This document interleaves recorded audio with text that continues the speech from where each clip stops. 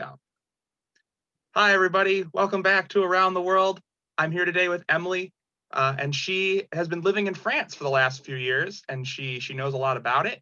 And so today we're going to talk with her about her experiences in France and all the different things she's learned while there. So thank you, Emily, for coming on. Why don't you Of course, I'm so excited to be here.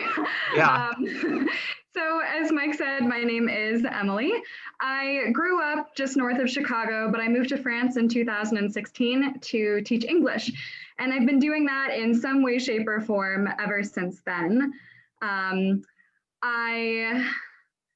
I feel really lucky with the opportunities that I've had to be able to live in a country that I love so dearly and do a job that I feel really called and compelled to do.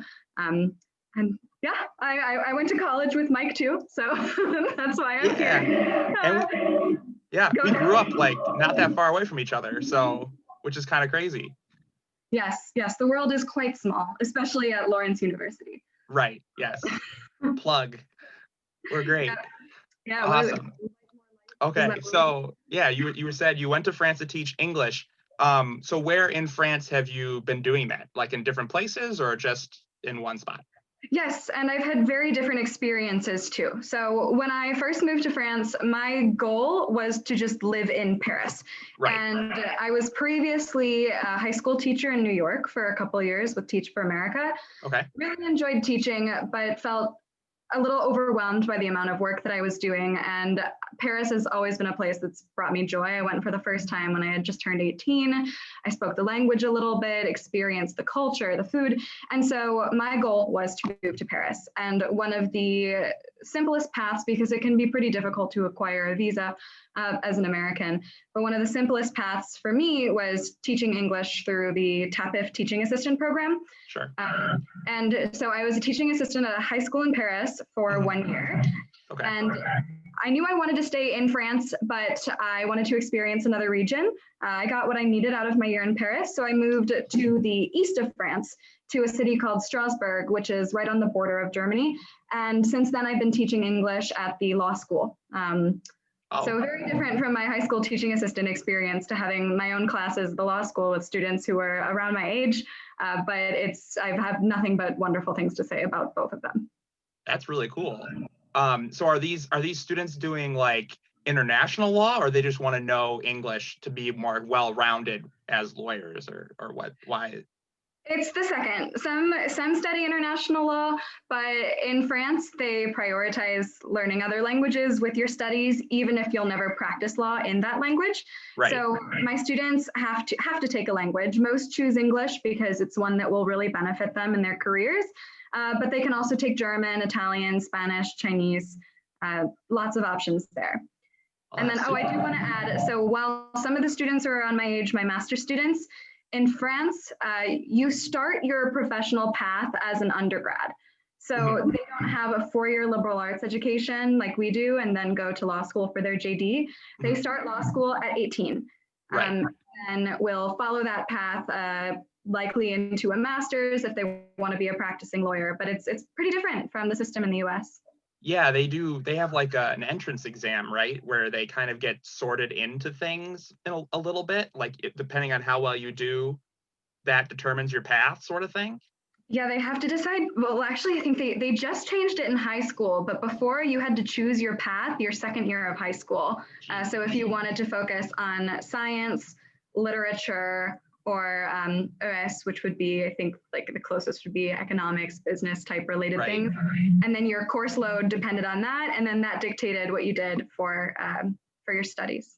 So they did change that though. Now there's a little more flexibility in high school, and the baccalaureate is no longer focused on one specific realm. It's more general. Yeah. That's nice. Because I know, like, I knew I wanted to be a teacher when I was a sophomore in high school, but like, I don't think putting all my chips in that one thing that early would have been something I've been okay with. So I wanted to be a doctor my sophomore year of high school, and I'm not doing that. I'm glad I didn't have to make my decisions then.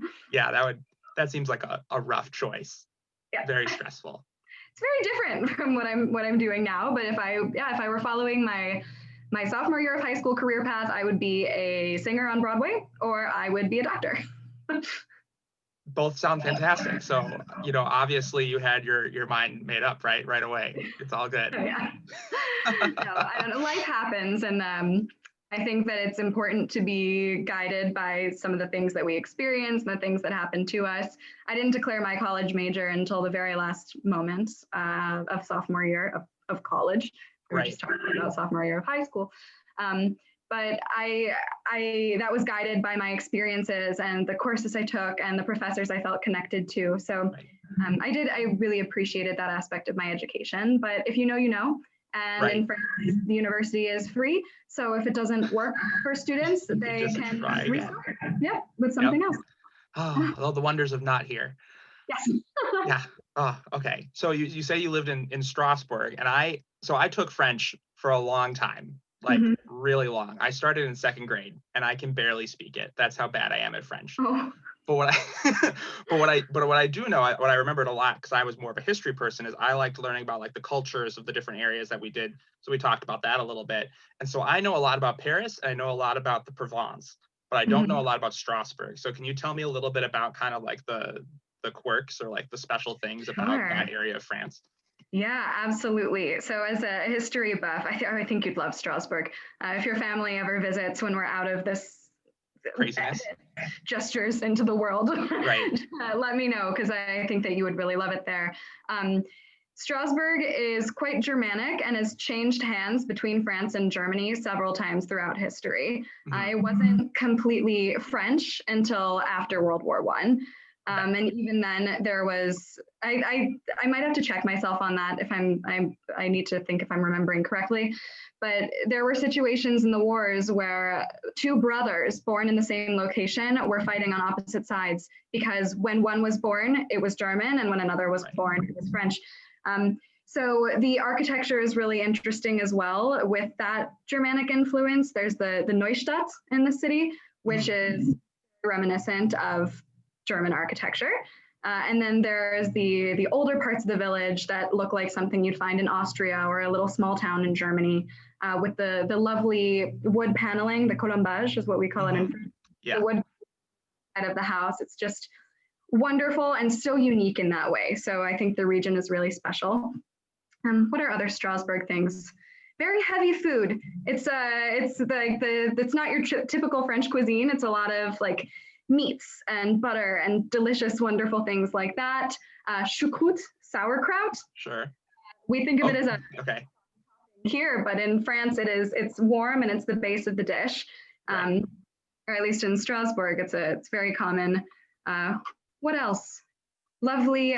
There's the route du vin. Wow, I've been speaking English too much, and I'm jet lagged.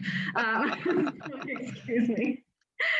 But so a lovely wine route with these gorgeous vineyards. It's something that brings a lot of money to the region. Their wine distribution, and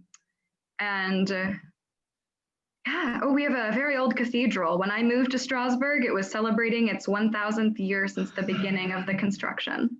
Nice. Gotta love those kind of cathedrals. Amazing. It's incomplete. They never built the last spire, and it still was voted the favorite cathedral in France. So is it just like an open like hole there where this spire was supposed to be? No, it's roofed. I'm wondering if I'll email you a picture after or something. Okay. Because it is quite special. It looks completed, but when you think, so it's a Notre Dame, and so Sure. Okay. Notre Dame de Paris, of other parts, and they always have the two either like square, rectangular. I'm not an architecture person. I don't understand it. I just like to look at it and live in structures. But yeah, it only has the single spire, but it's quite stunning. Cool. Mhm. That's awesome. Because like I know I've been to Austria because my family's from there. Mhm. And so I've seen lots of different like I knew exactly what you were talking about with like the Austrian village like wooden panels and everything like that because I've seen a lot of that. And so this is part of like the Alsace-Lorraine Yes. area, right? Okay. So yeah. So now Mhm. I get what you're talking about. I know what's going on. Yeah, I which just is had to now remember. they've rebranded or renamed the region. It's now just the Grand Est, like the large East. So Alsace and Lorraine are now just a large region in the Right. east of France. Yeah. Mhm. Well, they don't want to bring up those bitter memories. No, there's still a very strong Alsatian identity, though, even if the Grand Est is Alsace, Lorraine, Reims, which is right near Paris. It's 40 minutes from Paris, and it's still a part of the Grand Est. Right. But yes, the Alsatian identity is quite strong. They have their own language too. Right. Yeah, they have their own dialect. Is there, so is, because it's got that past with Germany, is this a common place where like there's a lot of German tourism, or does that not, that's okay, so that does happen a lot? Yes, less so now Okay. In the pandemic, but yeah, Right. there's a lot of German tourism. Also, I think people come by just to shop for baked goods. I personally like to do my grocery shopping in Germany because the stores are a lot more affordable, Right. and it's so accessible. I can get to Germany in 10 minutes from my apartment. You can walk. Nice. Yeah, you can walk across the bridge. It's amazing. There's a tram. The French tram goes into 2 stops into Germany as well. Whoa. But yes, because of that and because of the EU, it's open borders, and Right. so a lot of German tourists who come through Strasbourg. That's sweet. Mm-hmm. Cool. Awesome. So now kind of going out from just talking about Strasbourg, talking about France more generally, what's kind of like a cultural tradition or maybe like a custom that you got to experience in your couple years there so far that you've really like enjoyed, or you were like, wow, I can't believe like I'm getting to participate in this sort of thing? So there are a few things. One that, well, this is just a cultural thing that I appreciate. It isn't anything extraordinary, but France really wants people to experience art, culture, education, things outside of the classroom. So all national museums are free until you turn 26. So that's just something I love. That, and it's still free for me as an educator, though I am older than 26. But no, we're not. in my heart, I'm 26 still. Yeah. But that's just something that I think is really special about that country, because museums can be prohibitive with how much they cost. And if Right. you the extra income, you're not going to spend 20 euros, $25 on a ticket to see paintings if you have other priorities. So I really love that. But then one thing that I experienced that was very special is called Nuit Blanche. So it's white night, but it means like pulling an all-nighter. So if you talk about a Nuit Blanche, it means you didn't sleep. And one day a year, definitely in Paris, I experienced it in Paris. I'm not sure if the other regions do it, but the museums are open all night. There are concerts, cultural events, and everything is free. So it's just like an all-night culture fest that people can enjoy safely, and it's fun. There are no 24-hour things in France. It's very rare to find anything that's 24 hours. Yeah. For us in the U.S., it's less shocking, but right. In France, things close. A lot of things are closed on Sundays. Most things will close by 9 p.m. So it was just something that was so special. Yeah, that sounds really cool. Like, I knew that things didn't really stay open in France because, just in general in Europe, things close. But right. Like, the idea that it's just like, they're like, yeah, go out there and be awake all night and just, have fun and like learn stuff. Because like, I feel like here people just wouldn't come, sort of thing. Like, I mean, maybe for like a while, but it would get to, a certain time and then like the streets would dissipate and nobody would stay the whole way. But I don't know, maybe America could prove me wrong for once. And then I've experienced the 14 juillet. So the equivalent in the US would be Independence Day, but it marked the storming of the Bastille. And when I first visited France, I was in Provence, so an area that you know about from your French studies. And it was great because I was with my family, so my cousins, and we made local friends. And so they helped us get onto this little rooftop, not like fancy cocktail rooftop, like we were sitting on a rooftop and watching the fireworks for the 14 juillet. So that was another really, really cool thing to take part in. And probably one of the reasons why I fell in love with France and made it my goal to go back. Yeah, absolutely. That's one of those experiences that's like one of those once in a lifetime sort of things where it's like, oh, I can't believe I'm doing this. I have to be back here, sort of thing. At some point. Yeah, that's awesome. Yeah. I had a similar experience in Austria when I went. We went when I was a senior at Lawrence actually, and we went over Christmas break. And I am also a terrible flyer, like you mentioned. And so I got there, of course, having not slept on the flight the whole time because I just can't do that. And so super jet lagged, but I was still training to like run. So I was like, well, I got to go do my run, it was like noon or something like that. So I go off and I go and I run my run or whatever. And so I basically ended up crashing at like 5 and I was off by like 6 hours the whole trip. But so I would be waking up at like 3 a.m. and I was like, well, my family's asleep and my cousins are asleep. They're not going to want to bug, I don't want to bug them. So I would just go and run like through Austria at like 3 in the morning because I was like, what am I going to do?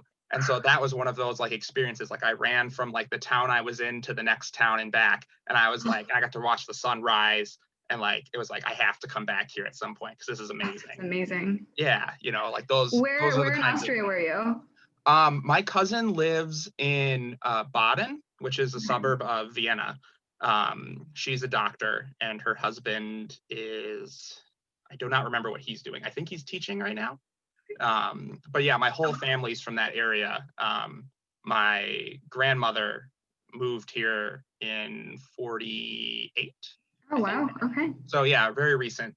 We have still a lot of family there, so we get to see them. We went and saw them for the first time, and it was cool. Oh, how special. Yeah, Oh, I've I been to know. Austria, but never all the way out to Vienna. I'm a 4-hour drive from Salzburg. When I say Strasbourg, everyone thinks I'm saying Salzburg. No, they are very different places. Very different. I've been to Salzburg and Innsbruck and loved them both. Okay, yeah, I've been to Salzburg as well, and we went to there, and we went to Vienna, and there was one other place we went to. I don't remember where the third place was. Whatever, it doesn't matter. It was Austria, that's what mattered. Yeah. Yeah, cool. Okay, so those are some pretty sweet things. Was there anything like new or different that you had to adjust to that was kind of like, I'm okay with this, but like this is so different and I need a moment to get used to this new thing that I have to do because I'm in France now? Yes, one is things closing on Sundays. It's something we take for granted, especially because a lot of people have time off on Sundays, and that's when you Right. think like, okay, this is when I'll take care of this. Another thing that I still I don't know if I'll ever fully get used to it. No judgment on people's personal decisions, but the European culture around smoking is a lot more lenient Sure. than the US. And I feel like the rules are quite strict here about where you can and you can't smoke. But in France, it's if you're sitting on the terrace, which you'd think like being outside would be a place to get fresh air, that's actually the place where people can smoke because they can't do it indoors. And it's just again, no judgment on what people decide to do, but for me personally, it's something that was a bit of an adjustment when out and about. Right. Meals and yeah, it's a relatively common habit, I think, in Right. lots of parts of the world, and it's not for me. Yeah, that's fair. It's not for me either. But yeah, that is something to adjust to, and it's not something that necessarily you can like stop from happening, like Right. or like get used to really, because it's still like people are smoking in front of you, like that's. Yeah, and I had a friend, I was getting a coffee with a friend who was very visibly pregnant, probably 7 months at that point, and someone at the table next to us just lit up right next to her, and good for her, she just got up and was like, please, like, look. Hello, I'm pregnant. If you wouldn't mind. So I don't know. I think that there is a little bit of like this is what I want to do, and I'm going to do it, and so that's just something I don't know if I'd ever completely adjust to it. Yeah. But then again, that seems really like from the stereotypes I feel like I know about France, that seems like a very like French thing to do. Like, this is me, I'm going to do it, and you can't stop me. Yes, it is definitely one of the stereotypes, and more of my friends don't smoke than do, but I think I have more French friends who imbibe in tobacco than my American friends. Yeah. Well, we got to go through the DARE program when we were young, so we all know how bad it is for us. Yes, that's true. And then another thing that was a little different to adjust to is the customer service culture is very different in the US and France, where Right. here, like, waiters work for tips, or there's an expectation that the customer is always right, which is not true. There are times when the customer is absolutely wrong. But in France, they don't have that same culture, which is somewhat liberating too. Like, there's none of that. There's no phoniness around it. Like, if someone is providing a service, they provide the service, and sometimes they're really lovely about it, and sometimes they're not. But their job is not to make sure you're comfy and happy. It's just to make sure you're getting what you need. Right. So that was an adjustment, but not a bad one. It's just a different cultural thing. Well, right. And like waiters there, they get paid like salary almost, right? Like yeah, exactly. So they can, live off of being a waiter. What a concept. What a concept. Yeah, thanks. Golly gee. Yeah, so waiters make so what we call in France the minimum wage is the SMIC, but it's not a minimum wage. It's a real living wage. Right. So it's 1,200 euros net a month, and rent in France is much lower than in cities in the US, aside from Paris, which is expensive. But in most places, 1,200 euros a month is enough to survive. So that's, I think, really, really cool. And then tipping, it's done if things are exceptional, if you're in a really high-end restaurant, or generally you just more so round up to the full euro or a couple of euros. If something is 29 euros and 2 cents, you would hand 30 and walk off. Keep the change, right? Mm-hmm. Cool. Awesome. Yeah. I got to experience that too when I was in Austria, because like in Vienna, they're like particularly like, it's not that it's like they're going to give you what they want, but they're like rude on purpose. It's kind of like being in like Ed Nevix in Chicago or something like that. Like where they're not like outright mean to you, but like they like, if you don't even like try to speak German, they just kind of like stop listening to you and like stuff like that. And like that's just the way that it is. And it's like something that like people from there are like, oh yeah, this is normal. Like I remember my mom was so offended. She was like, they're being so rude. And I'm like, but that's what they do. Like that's how it's supposed to be. That right. But whatever. She's also like 60, so she's she has her ways. She's gonna stick with them. Yeah. Awesome. There is a negative stereotype of French people that they like hate Americans or whatever, which I haven't found to be the case at all.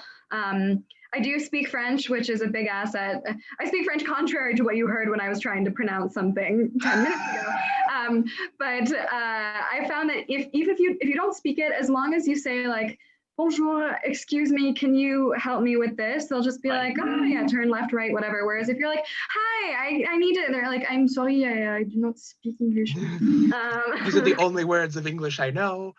Right, but I tell people, like, think about it though. If someone just came up to you speaking their native language, most of the times you have no idea what they're trying to say. It's a little bit off-putting. Right. So, but if someone is making an effort, like it really goes a long way. And that's the case there too. No one is expected to be a perfect French speaker the first time they set foot in the country. But if you're polite about it, if you are not thinking that you are culturally superior or that you have a dominant language, like it's going to go over very well if you just make a little effort. Yeah, for sure. Speaking of stereotypes, if you could make a stereotype about French people that is not, snooty and ridiculous and like all the things that people normally think about when they think of France, what would be like your positive stereotype about French people and why? So I think I want to turn a negative one into a positive one, if I can do that. That's absolutely fine. There's no rules on this show. You can do whatever you want. So the French work week is 35 hours and not 40. And there's conception somehow that French people are lazy because they don't work as many hours or work as hard. But I would want to turn that into a positive thing of in France, people, they don't live to work like we in the US, they work to live. And so I think that where they get this bad reputation for a shorter work week, to me, I think it's wonderful that they're not prioritizing every hour of the day at a job and losing that valuable time with themselves to explore creativity or with their family members or something like that. So I would want to turn the lazy stereotype into just this idea that work is not everything. Well, and they value their time in a way that I feel like a lot of us don't. By working less, they can, that was like the whole point of civilization, is that by building up and gaining wealth and doing all this stuff, we'd have time to do, the cultural things and have time to ourselves and not be stuck in a factory all day or whatever. And I feel like here we kind of lost sight of that. And we're like, no, let's keep pushing. And like in France, they're like, hold on a second. You want to spend how many days at work? Like how much time? No, that's not a thing. Yes. We're not going to do that. Yeah. So I don't know if that totally answers your question, but it's reframing a stereotype and making it a good thing. And I would agree with you. I think that's a fantastic thing that France does. I often bring it up when I'm at work. Also, lunch breaks are often 2 hours in France too. I've heard of that as well. Yeah, that's pretty fantastic. It's lovely. I was at the pharmacy today because I'm in the U.S. I don't know if you can see the Texas flag. That's where I was born. I noticed. It's not me like doting. I was born there.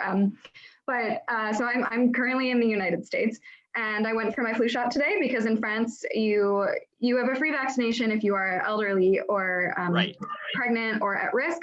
But for everybody else, it's 10 euros. It's not reimbursed, but they ran out this year. So I was calling the pharmacy to find their hours in the US, and they said that the pharmacist takes a lunch break from 11 to 11:30. And I just thought, so the pharmacist has to take off their PPE. They have to decompress after all this exposure, and they get 30 minutes to do what? You can't make a meal in 30 minutes. Like that's barely time to microwave something, sit down, eat it, and clean it up. So and it's unpaid. Yeah, right. I know. Yeah, so I think that's also part of that working less thing, is just, I don't know, and letting life happen and enjoying it. And right. Yeah. So after I stopped teaching, I worked at a grocery store, and my lunch break was 15 minutes. So yeah. What do you do in 15 minutes?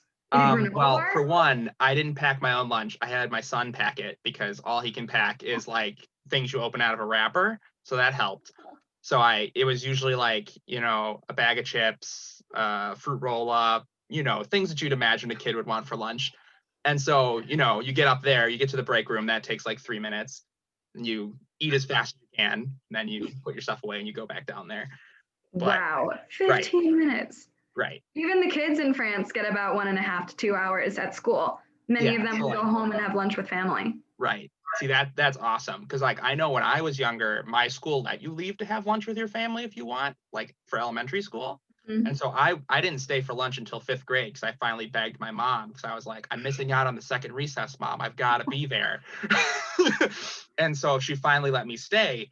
And that was cool because I got to go home and be with my mom and, hang out. And that was awesome. But like, it was still like the 30 or 40 minutes that we get in America, I think. Yeah, it's not that much. Pick up, go home. Yeah. Even the school lunches there are very different too. In the cantine, the cafeteria, or canteen in British English, the kids get really balanced meals. So they get 3 courses: the entrée, plat, dessert. I don't know why in English we call the main meal the entrée, because like entrée, like enter. It's the beginning, yeah. Anyway, in France, the entrée is the appetizer, or the first. And then the plat is the main course, and then dessert is dessert. Yeah. The meals are always very balanced. There's always a vegetable, there's a carb, there's a good fat, there's a protein. It's just, if anyone visits France, or if high school students get the opportunity for an exchange, I think you'll be very surprised by what these kids are eating compared to how well you eat as a child. Yeah, that's awesome. Yep.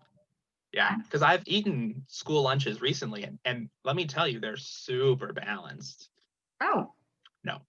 Oh, okay. I was like, did something change in the last 5 years? They're not. No. When I was teaching, it was pizzas and fries, and that's what the kids would choose. Whereas in France, there's not really a choice. You kind of get the tray. Right, and then they give you the things, and that's what you get. Yeah, and so you eat it. But yeah, I was like, I don't remember school lunches being very balanced. No, the last one I had, because now I do work in schools again now, so I do get to experience that. Oh, you're in. Yeah, so the let's see, on the last day I was there, it was gosh, it was breakfast for lunch day. So they had French toast sticks with syrup, because that's a food group. Yes. If you've ever watched Elf. And Yes, then they have to have a vegetable. So that's like the one rule. There has to be a vegetable. So you get like a potato. They rotate between like a thing of corn, a thing of peas, or a thing of broccoli. Like those are your three vegetable options. So like every day it rotates between one of the three. And they won't let you have lunch if you don't take a vegetable. So you have to take a vegetable. Okay. They don't eat it necessarily, but they have to take it. So it's the first step. Yeah. Getting better, maybe, sort of. Still not great. Yeah. Can you imagine French toast sticks and broccoli together? Just that does not sound very appetizing to me. It's not fantastic, but I mean, if you dip the broccoli in the syrup too, oh gosh, you forget about the fact that it's broccoli, and you imagine it's pancakes, and it works out. that's how that works. This is America. We put syrup on everything. That's how it works. Yeah. Yeah, it's here in the North Pole, folks. Syrup your food. Aw, buddy, I need to watch that movie again. Yeah, anyway. Right. It's the season. You got to do it. Yes. Yeah. Sure. So talking about United States, what is an aspect of France that you wish was a part of the United States, having lived in both places? So definitely the work-life balance.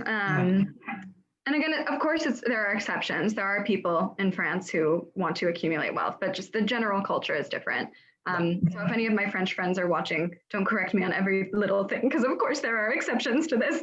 But another thing, I politically lean more to the left. I don't know if I can say that on you absolutely can. I'm very much in favor of accessible healthcare for everybody. And that's just been such a wonderful thing for me as someone who doesn't have any severe health problems, but I do have a few chronic issues that I need to get checked up every now and then, or need to get prescriptions. And it's all free because this country doesn't want me to die. I won't die from concerns, but they want me to live comfortably. Hooray. So nice. It's so nice. Or something like, you can get things like Tylenol over the counter, but most people will go through the doctor because a prescription makes it free. And so if your doctor's visit is free and the prescription is free, why not? Or I remember one thing in the US, I hate this idea that you need a medical certificate to excuse an absence, because I think that there's a lot of privilege around that, because it assumes that someone is insured, that they have access to a doctor's office, things like that. And even with insurance, there's still a copay. And so it's one of those things where like, you should just trust if I'm unwell. But in France, the medical certificate is expected because there are no barriers to getting it. There are different grades of healthcare prices. So there's the state set free ones. There are the doctors who are allowed to go a little over. And then there are the non conventionnés who are allowed to charge whatever they want. But that's 500 doctors in the entire country who are in that category. So that was a strange thing too, to have my students be absent. And they're adults, they're university students. If they tell me they're sick, I believe them. But they would come with a medical certificate. And I had this realization that they can. There are no barriers there. So that was interesting. And we'll see what happens in the US regarding accessible healthcare. But that's something I really wish was part of our lives here, or that people could experience. Yeah, high hopes, low expectations over here. We'll see what happens. On verra. That means we'll see. It all depends on Georgia. We'll see how that goes. Couple it's weeks. A nail biter. Oh, I know. Yeah. Something I've been following at the Mankian household. It's like, what's happening in Georgia? I never thought I would be following Georgia politics to this extent, but I'm following too. Yeah, I know. It's like, yeah. It's kind of crazy that that's what it comes down to, though. Like I just made a video because I do things other than this on this channel, and like I've been talking about elections because I've been doing a thing about civics, and I was talking about why America has a two-party system. And I didn't say France explicitly, but like when I was comparing it to another option, I was thinking mostly about France and how their system works. Because in France, right, when the elections happen, it all ends up being by percentages of who gets represented, right? Mhm. So like, you know, in that way, more diverse voices are being heard, and the people who win don't actually like win. They don't get 50% ever usually. And so they have to work with people that they might not necessarily agree with. Right. Whereas here, if you get 50%, you can just ram through whatever you want. So like Yeah. that's something I've been thinking about a lot lately, and it's just a weird dichotomy to think about, like Sure. that, you know. And that is a French thing that I also wish would happen in the US. We in the US have a tendency to idolize our politicians or to put them on a pedestal, whereas in France, there's respect for politicians or hatred or whatever. But at the end of the day, like there is awareness that the politicians are working for you. Like you are paying them with your taxes. And we do have relatively high taxes in France, but it's the same in the US. We're paying our politicians' salaries. And I think that that's something that my French friends find a little odd about the US. It's just how much we idolize our politicians here. Whereas there, it's this idea that we elect them to represent us. Well, I'm not a citizen yet, though I am applying. So heyo, good luck. Thank you. It's a process. But yeah, that's something that I think the mindset should translate over here too. It's like just cool it. Like you elected them to work for you and you pay them. So yeah. Well, I think that boils down, as someone we have both taken history courses, I would say that boils down to why France has a democracy versus why we do. You know, like France, to get to its point, had to kill the tyrant literally in the streets and drag them through. You know, like they understand, like we put you in power for a reason because we trust you, and if you don't follow through, then we will do it again. Like we're not afraid to, sort of thing. Whereas America's like, we're just the different white people who are in charge now. Right. Haha. Yes. You know. Yeah, it's very different. Yeah, it's just a different historical thing. I feel like we have a different circumstances. Very true. Very true. America. Yeah. Well, one thing I know America has done poorly is handled the coronavirus. I'm assuming France did better. What has your experience been with that? Oh boy. In theory, they attempted to handle it better, but the rate is still quite high. It is not as high as the United States. And I know we got high before the US, so people were looking at France, Italy, Spain, and saying, oh my gosh, how terrible. Like, how did they do this? But it just spiraled way more out of control here. But France has handled it, is handling it in a few different ways. So the first big thing to address it was a national lockdown in the spring. They called it confinement. During this time, every non-essential store was closed. So you couldn't, there was nothing to do, but beyond that, you also couldn't go outside. You needed an attestation, so a piece of paper with your reasoning for going outside. There were options on this list. So if you were going to a medical appointment, obviously that's fine. If there was a family emergency, so they weren't barring you inside your house, grocery shopping was authorized, and then 1 hour of physical activity within 1 kilometer of the home. And that worked very well. And it was more strictly enforced. So I would go out for my hour of physical activity, and I was never controlled, but I did see people were being controlled. They were checking their forms, and there was a 135 euro fine if you broke confinement. And there was kind of this sense of solidarity. Every night at 8 o'clock, people would open their windows and they would applaud for frontline workers, healthcare personnel. I had goosebumps thinking about it because it was really touching. So I think the first confinement was one, it was more strictly enforced, and two, there was this sense of like, we are really in this to protect each other. Of course, there are outliers. But we had another confinement that just ended a couple weeks ago, and it was less strict. There were more things open, and also that sense of solidarity was kind of lost. I think people thought, well, we survived it the first time. Now it's an inconvenience. There's no novelty to this now.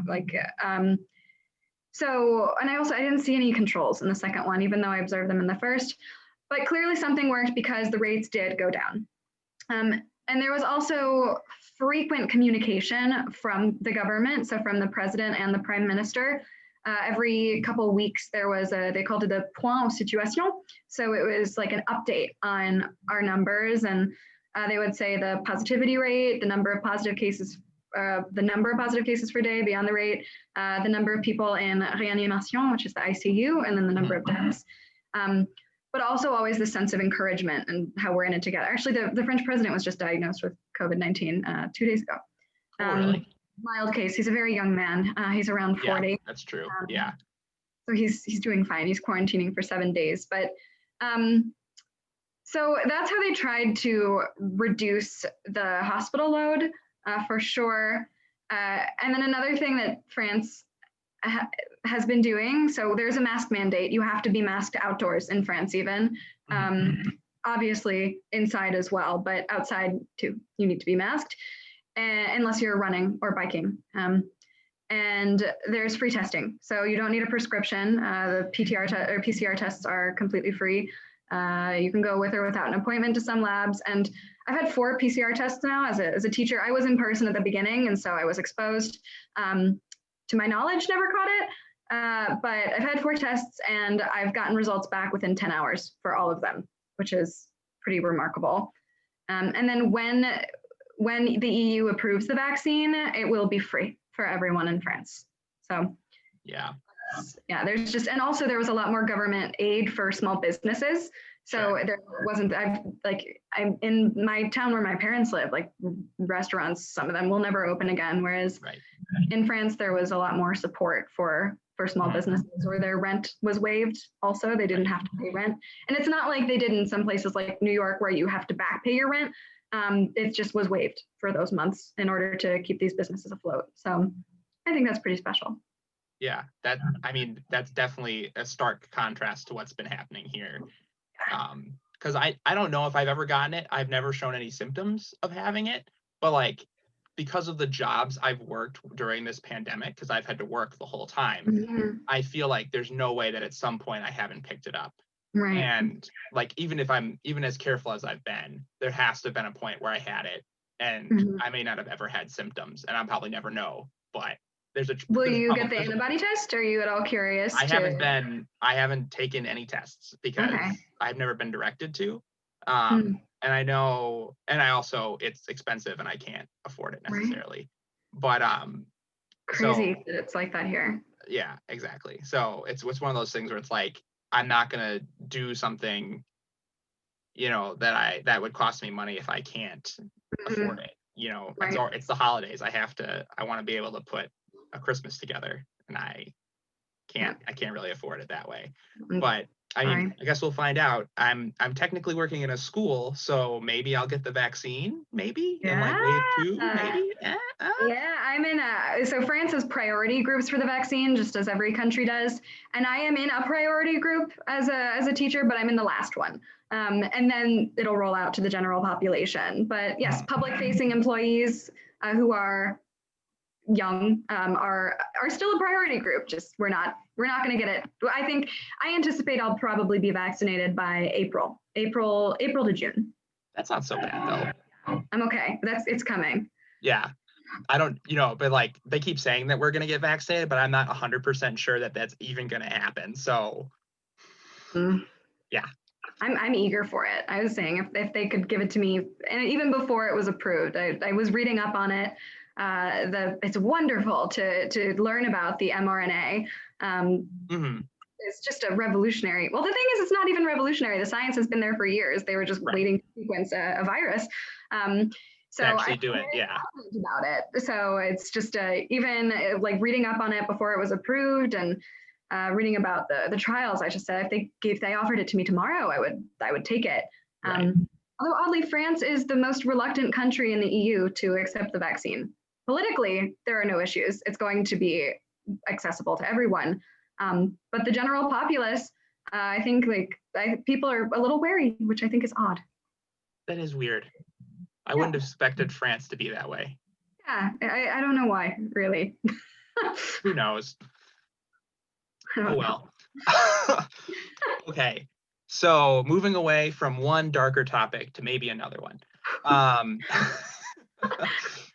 So if you didn't know, I'm Armenian. Oh. Yeah. The last name.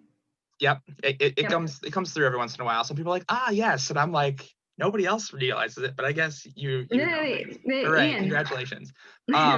So France has been passing these laws about the Armenian genocide, and also they passed that burqa law a few years ago.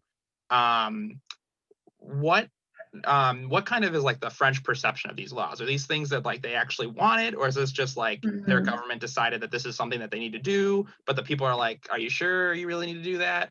You know, like what kind of have you gotten from that living in France?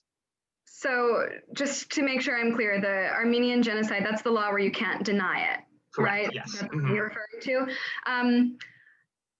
to. That has been less of a day-to-day thing. Like, I can speak more comfortably about the burqa ban because it's something that I've heard more about. Right. So what Mike was saying is that in France, you cannot deny the Armenian genocide. It's criminal to deny it. You can't deny any genocide in France, so the Holocaust as well. I believe it's just commonly accepted. It's one of those things where I don't think there's as much of a platform for these conspiracy theorists and these Holocaust or genocide deniers in France. So I've never heard somebody try to attempt to deny the Armenian genocide. I haven't seen thought pieces on it. It's also one of those things like, so abortion is legal in France and it's not really even debated because it's just expected that if you have this right, you can access it. So I think it's probably the same mindset for the genocide denial. It's like, well, we can't deny this genocide, and so we're not going to. Right.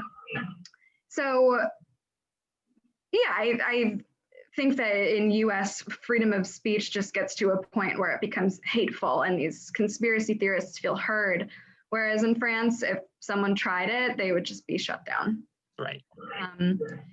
So I'm less informed on that one. That's just kind of the vibes I got or my knowledge of no, that's kind of what I was looking for generally. That general statement was kind of the answer I was hoping to get out of you. So anyway. You don't deny it. Why? You don't deny genocides. Yeah. And then the burqa law, so for context for that, I think it was around, I don't know, 2010, I think it was Sarkozy who did it. There was a ban. They call it the burqa ban because that's generally the population it applies to, but it's a ban on facial coverings overall. But it's like, aside from masks and COVID, which has reignited actually our discussions about the burqa ban because masks required, but authorized, whereas even with this, like religious facial coverings are still banned, even though masks are, it's quite interesting. So there are definitely more mixed feelings about that one.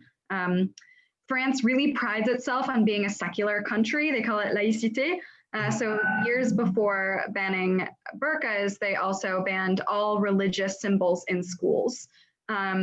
So you wouldn't be able to wear a yarmulke, a cross, a scarf in public schools.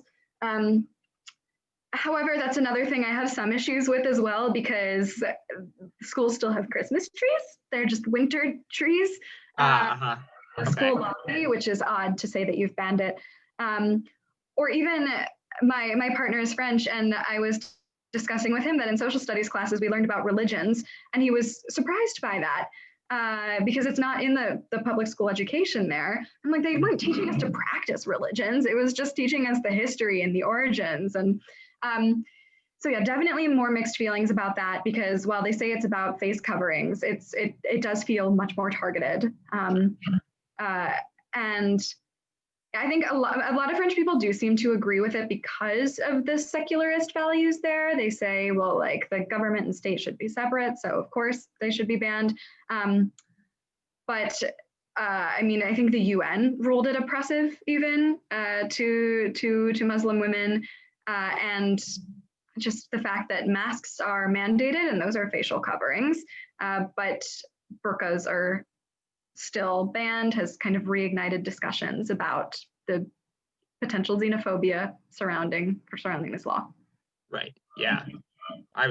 That's it's just something I've always been interested in, like how, because like France has always been one of those countries where they're like, life and liberty and all that, and then they're like, but you can't wear religious face coverings because that's not okay. And I'm like, but it's national security because you need to be able to see people's faces. I mean, I guess. No, I know. I have my own feelings about it, but I do think the general French population is relatively accepting of the law. Okay. Cool. I don't know. That's just a weird contradiction in my book. Yeah. But whatever. I think so too. And there are people who can speak on it much more fluently than I can, who have done more research into it or who know different legal cases pertaining to it. But this just from my own research and from just being there, I think the overwhelming values of secularism make people less offended by this law. By that kind of thing. Yeah. Kind of speaking to that kind of change.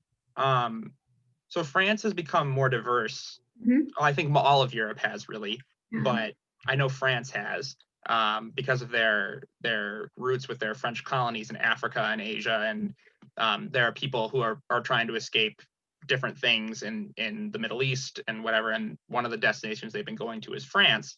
How has the country changed because of this influx of people that aren't traditionally French? I like that question because there are a lot of things that I've observed teaching that I think, so it's funny to me as an outsider in the country because I'm going to start with the negatives. There have been a lot of issues in France recently with xenophobia and right-wing nationalists. France has a higher incidence of terrorism than I've seen in some other countries. Or in the US, they don't call it terrorism when it's a white guy walking in with a gun. But anyway, it has what the general world sees as terrorism. There have been several instances of it in the last few years in France. Right. So it has ignited the far right into saying no immigration, no refugees, things like that, which is quite silly because oftentimes the terrorists are born in France. But anyway, there's a political party that was called Front National in the last election. Now they're the Rassemblement National, so the National Rally, and that would be the right-wing extremist. That's Le Pen, right? Yes, Marine Le Pen, formerly her father, Jean-Marie. And that has been on the rise, as it has been in a lot of Europe and obviously in the United States. Also, so France has a large Jewish population, and there is, even though you can't deny the Holocaust there, I've found that the anti-Semitism is still very much real, which is just heartbreaking. There's a wonderful large synagogue in Strasbourg, and it has to have police guarding it because of risks or harassment or things like that, which is quite surprising to me. Because the neighborhood that I grew up in, Winnetka, is that's my neighborhood. Oops. I grew up just north of Chicago, and in my town itself doesn't have a large Jewish population, but in my high school township, there is another town that does. And so it's like I've never understood where anti-Semitism comes from. Like I don't. Just people who they're different. How dare they? But to me, it's not different. Like there is such a large Jewish population. Oh, where I know. I was in school, like that, even that. So like I don't get it. I really don't get it, especially with what Europe should know about how Jews were treated historically. But yeah, those are the negative things. There's been there's like the xenophobia is on the rise for sure. but I'll go through the positive and then I'll go through kind of like a question I have about this, but it is like instigating these discussions about Frenchness and what it means to be French, because there are brown skinned French people and there are white skinned French people and there are black skinned French people. And there's this idea that like when you're a citizen, you're French. But like there's also, it's making people finally confront the fact that they do see certain people as less French than others. And I think that that's a good thing to be able to have those discussions, because France has always been like, non, on est tous français, we don't see color, things like that. So I really like that it's pushing France to discuss these things. Confront their racism a little bit. Yeah. We in the US, we get a really bad rap for it, but it happens everywhere. And it's just, at least in the US, we're talking about it. So that's one thing. So, yes, that's true. But I've also found that like it's leading people to embrace different cultural identities with Frenchness, which is wonderful. Because in the U.S., so many people will be like, "Well, I'm Mexican American, I'm Chinese American," and it's great because you're celebrating your origins and your culture and your Americanness. Whereas France is like, "No, you're French." So I think that people are starting to appreciate different identities with their Frenchness, and then also, I mean, obviously, one of my favorite parts of different cultures is food.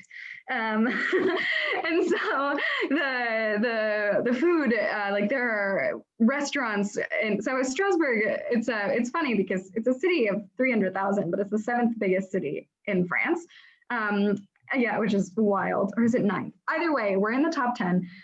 But even in what I think is a very small city, there are tons of options for dining, because people bring their culture into these restaurants. Or one of my favorite restaurants is run by a Syrian family, and it's like mom's cooking, like the type of food that they serve. You go in and you order the menu and you serve what she's cooked that night, and it's just wonderful. And then also it's translated into the monuments. So there's the Grand Mosquée de Paris, so the Grand Mosque of Paris, that people can visit. You can't enter any of the religious rooms unless you're a practicing Muslim, but there's a tea room. There are different dining options to try pastries, things like that. So yeah, the diversity, it's impacting the architecture of France, which I love. Yeah, that's awesome. I guess they're handling it kind of better than we are, but not 100%, sort of. I wonder if it also comes from people's reticence to discuss things too. So I'd wonder if people were more open about it, if it would be more similar to the US. But from what I can see, it's being handled better there. And at least, so I'm training future lawyers, and I try not to bring my politics into the classroom, but I have found that my law students are quite left-leaning as a group, which and very diverse too. And also, one thing that's really cool is the majority of law students in France are women. Yeah, at least at the University of Strasbourg. But yeah, I at least from what I can see, it's being handled better. But I know that there are pockets and the existence of this movement as well. Yeah, absolutely. I know I've been reading / following, not like following, but I know about the Le Pens, and I've been kind of following their shtick for the last 10 or 15 years, and they're scary people. It's kind of. Jean-Marie, the dad, has said some of the most heinous things that you could ever think of. I know. He's a terrible person. He is. Yeah, he's His a daughter national has leader. tried to distance herself from him, but I don't see how she's any better. So yeah, I mean, she came from him, so that right there is.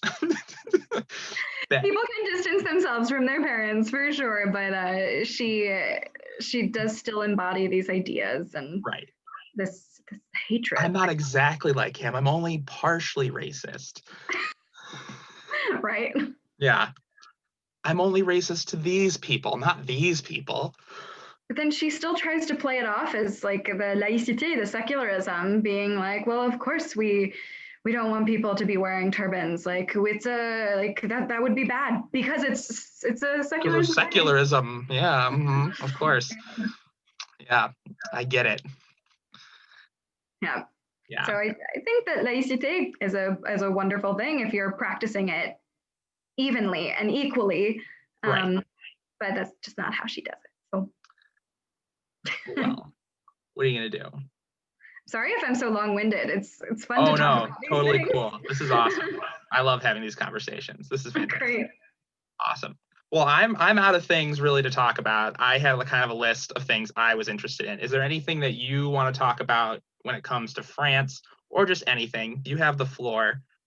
Speak Ooh. speak your truth. Yeah, go ahead. If you want to be long-winded, dinner's not for another hour and a half, so you go. Je peux dire en français? No.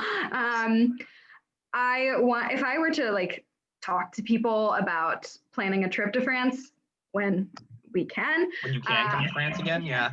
I would advise people, Paris is wonderful, go to Paris, but leave Paris also. Like I think a lot of Americans who visit France just think it is Paris, which is, I love that city. It's magnificent. I really enjoyed living there. But every region has its own character. And I don't like when people leave France thinking that it is all Paris.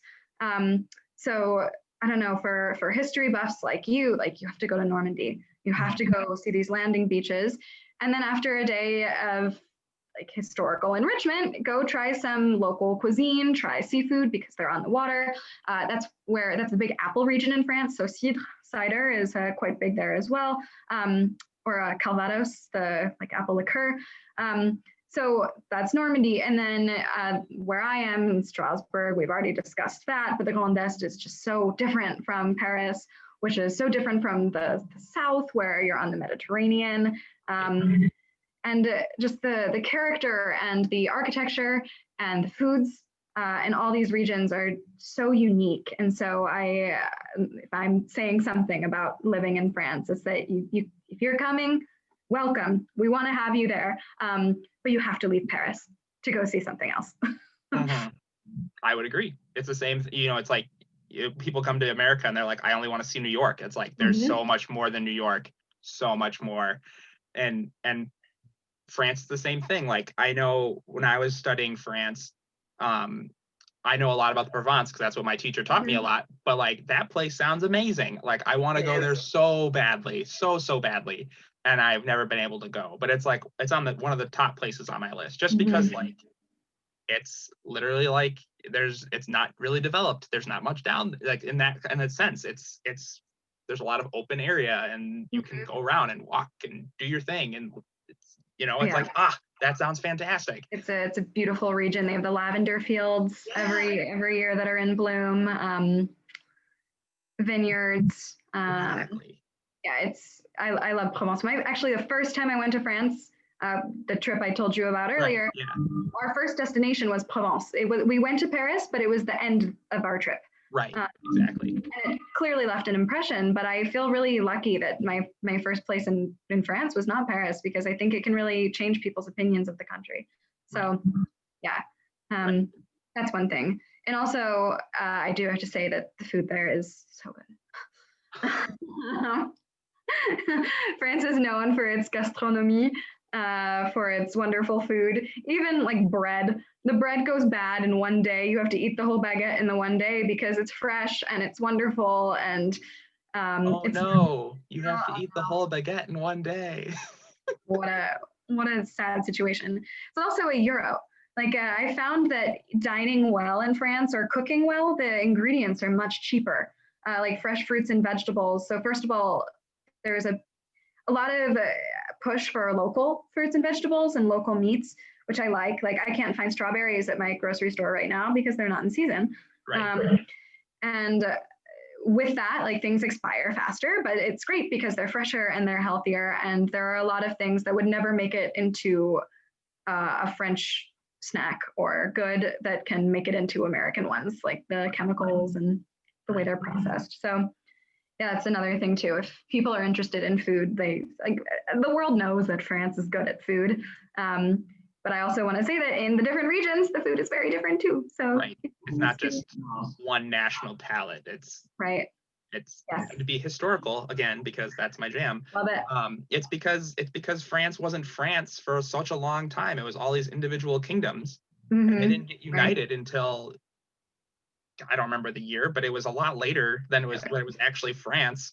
And so, you know, like if you go to Normandy, Normandy used to be a kingdom by itself, and it was a place. And you know, the same thing with where you are. It was its own little area, and they were there for the longest time.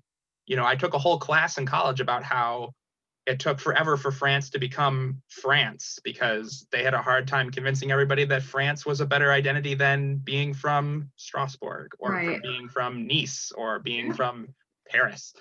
Yep. And the accents are different too. Like Exactly. there's the idea in Exactly. schools that everyone has the French accent is like this. And it's not.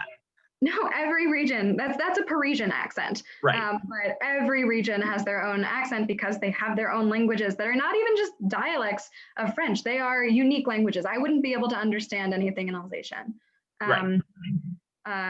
which is kind of fun. Like they always put the Alsatian names under the street names that are in French. So I see them, but it's just so cool that that's a language in my region. But I still have no idea what people are saying. Yeah. That is cool. And I guess the last thing I would want to say is, like, as an American, it's been a struggle to find work and that'll sponsor me. But I want to let anyone know that, like, if this is your dream, I had no way in that other people don't have, you know, like I don't know someone in French government who's issuing me a visa. So just to say that, like, anywhere you want to go in the world, there is some luck that goes with it as well, and obviously a little bit of privilege that I could accept a lower salary. But I would just want to say that it can be done. You have to work hard, do your research, but just the note that I feel very lucky. You know, I do feel lucky, but I also feel like I've worked hard for this. But I feel grateful. I think that's what I'll say. There we go. Grateful to have made these opportunities for myself and for some of these doors to have opened to me. But I'm not like an exceptional case, you know? Right. Other people can do this, and I'm on the path to citizenship where I can be a dual citizen. I would never renounce my US citizenship, but just to say that if I can do it as like a young Francophile, like that's how it started. I just liked the idea of France, and then I went and then I loved it in practice, not just in theory. That it's attainable. It's just, it takes work. Great. That's awesome. Thanks. Yeah. So cool. Wish I could live in another country. It'd be so much fun. But as I mentioned earlier, I can't speak any language other than English. Learn. There's a necessity. Like No, I've tried very hard to learn other languages. It doesn't stick in my brain. I can remember really pointless other things, but I can't learn languages. On new languages now. He's at the perfect age to be learning these things. That is true. He's on the tail end of it now because he's 6. Oh gosh. I know, he's so old. He's going to be getting his driver's license soon. No, don't say that. There's still plenty of time. I've seen him play Mario Kart. Not going to happen anytime soon. My sister drove me today to grab groceries, which was weird because my sister was born when I was 12. And she's visited me in France if I'm trying to bring it back there. Nice. But yeah, and I also thank you for giving me this platform to talk about a country I love and to criticize it in ways that I think it rightfully deserves. But overall, I love that country, and I feel so fortunate to have really set a path to being there for who knows how long. Yeah, I'm glad to hear from you because I knew you were interested, because I was like doing these videos, and then you like, I reached out to Mike, by the way, to people watching. Hey, do you want to hear about France? I'm like, yes. I want to talk about France. Yes, please tell me all about France. Again, sorry for the long-windedness. Very jet lagged, but also I like to talk about something that is very important to me. Yeah, for sure. Awesome. Well, that's all we've got about France today. Thank you guys. Thank you, Emily, so much for talking as much as she can about the place she loves. Sorry. No, totally cool. People watch this because they want to hear about things. So there you go. Next up, let's see. I've got a few countries in the works. I think the next one that's going to happen, though, is Israel. So that'll be the next video in the series, potentially, Israel. You want to hear I'm about excited that to watch that one. That'd be pretty sweet. And then otherwise, all the other videos are on the channel. So if you want to check them out, we've done a couple different places already. We've talked about Germany and England, Spain and Peru. So if you want to, after you've learned about France, if you want to go back and watch the other ones, that'd be great because they're there. Do it. Yeah. Do it. And Learn thank you about so things. much to Mike as well for giving me this opportunity, and also others who get to talk about their countries, and viewers who just now can learn about life in different places and kind of get out of the bubble during a pandemic. So thank you for what you're doing for that as well. It's wonderful. You're very welcome. Well, see you guys later. Bye. Au revoir.